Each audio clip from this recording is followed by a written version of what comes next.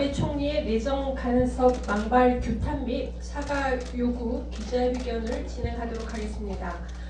먼저 참석자 소개드릴까요? 예. 민주평화당의 정동영 당대표님 참석하셨습니다. 그리고 허영 최고위원님 참석하셨습니다. 그리고 양미강 여성위원장 및 최고위원님 참석하셨습니다. 대표님께서 예, 규탄 성명서를 낭독하도록 하겠습니다. 어제 일본의 아베 총리가 일제 강점기 강제징용 피해자들에 대한 우리 대법원의 배상 판결과 관련해서 일본 정부 차원에서 대응을 주문한 것에 대해 말씀을 드리겠습니다.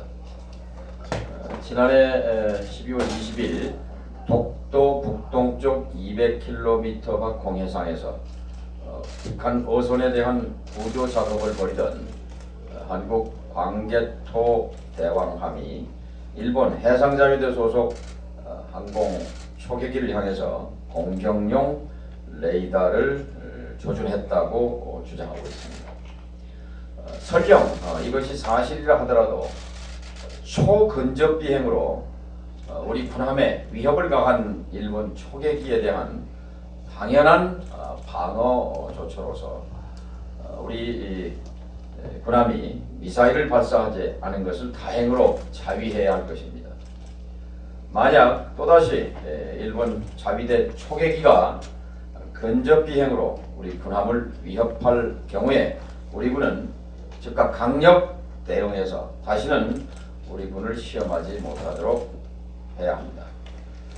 어제 아베 총리가 강제징용 피해자들에 대한 대부분의 배상 판결과 관련해 국제법에 비추어 있을 수 없는 판결이라고 주장하면서 일본 정부 차원의 대응을 주문했는데 일제 강제징용 또 일본군 성노예 피해 할머니 사건 자체가 국제법적으로 있을 수 없는 일이며 인류사적으로도 수치스러운 일입니다.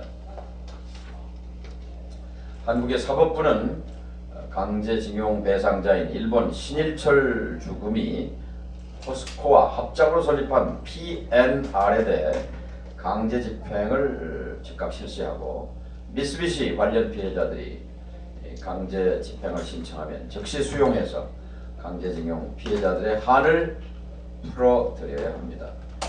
아베 총리는 추락하는 일본 국내 정치적 상황에 대한 고려로 한국과의 갈등을 조장하려는 그런 시도를 즉각 중단하고 강제징용 피해자와 일본군 성노예 피해자 할머니들에게 진심으로 머리 숙여 사과하는 것이 도리입니다.